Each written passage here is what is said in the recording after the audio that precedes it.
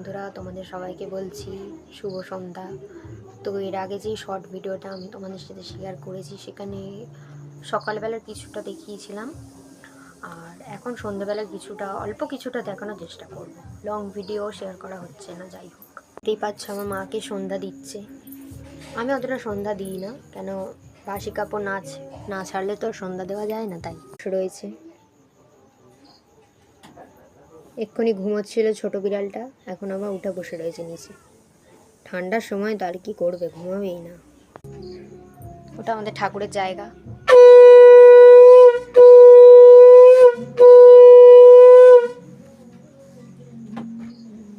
তলায় দিতে এই দেখো আমার সাথে চলে এসছে বিড়ালটাও, আমাদের পোষা বিড়ালটা।